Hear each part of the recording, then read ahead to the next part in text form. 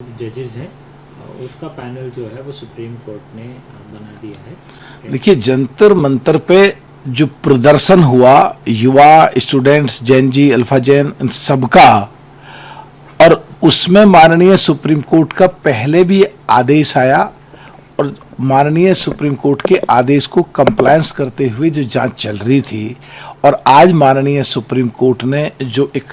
Panel बनाया है और जिसमें माननीय सुप्रीम कोर्ट के रिटायर्ड जज और ज़्यादातर जज और कुछ और लोग भी रखे गए हैं, ये बहुत ही हम इसका स्वागत करते हैं ताकि दूध का दूध और पानी का पानी हो जाए। क्योंकि जहां सो कॉल्ड इंडिया गठबंधन की सरकार है पंजाब में, वो अमृतसर के पुलिस कमिश्नर ने कुछ लोग जो पकड़े थे जो आतंकवादी गतिविधियों में शामिल थे, तो उनकी जांच में ये आया था कि कुछ लोग उनकी आड़ में, युवाओं की आड़ में, जैन जी की आड़ में, स्टूडेंट्स की आड़ में घुस गए थे और वो अराजकता फैलाना चाहते थे देश में, और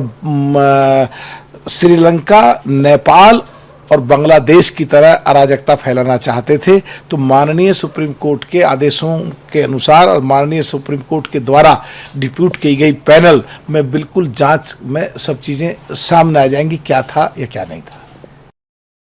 दो ही स्टैंजा पढ़ने के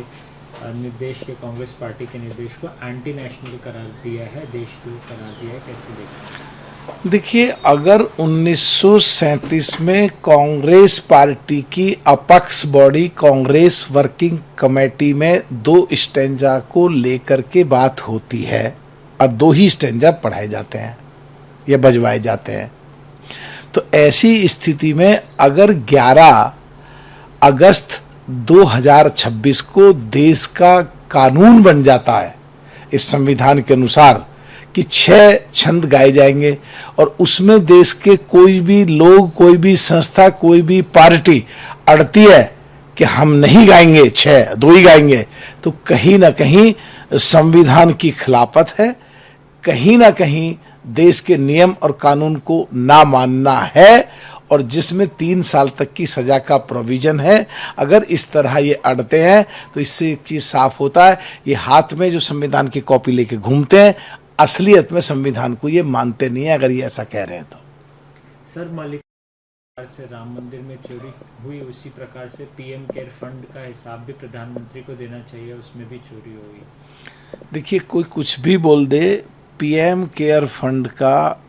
ऑडिट होते रहे हैं और देश की 4थे नंबर की कंपनी है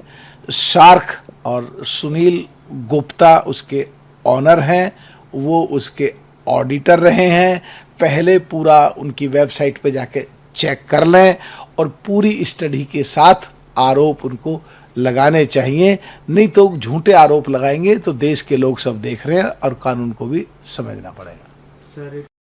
सरजियो गौर वो जम्मू कश्मीर के दौरे पर थे, उन्होंने कहा कि कश्मीर जो है वो भारत का इंटीग्रल हिस्सा है। अब पाकिस्तान से भी जो है प्रतिक्रिया आई, लेकिन महबूबा मुफ्ती कह रही हैं कि वो अब क्यों आए, इसके पहले भी बहुत हालात ख़राब रहे हैं, तभी यूएस को इंटरेस्ट नहीं आया, तब यूएस कभी आया नहीं कि कश्मीर में क्या हो रहा है पूछने के। कौन क्या कहता है, पाकिस्तान क्या कहता है, हमारे देश के नेता कुछ जो देश के खिलाफ बोलते हैं क्या कहते हैं, वो मायने बिल्कुल नहीं रखता। हमारा देश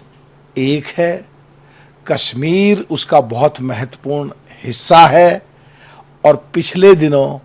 370 के बाद वहाँ जो खुशहाली हुई, वहाँ जो दिवाली मनी, वहाँ जो पाकिस्तान और हिंदुस्तान की बाउंड्री पे गुजर बक्करवाल रहते हैं, जो बगैर तनख्वाह के लिए देश के लिए लड़ते हैं, उनमें जो मिठाइयाँ बटी,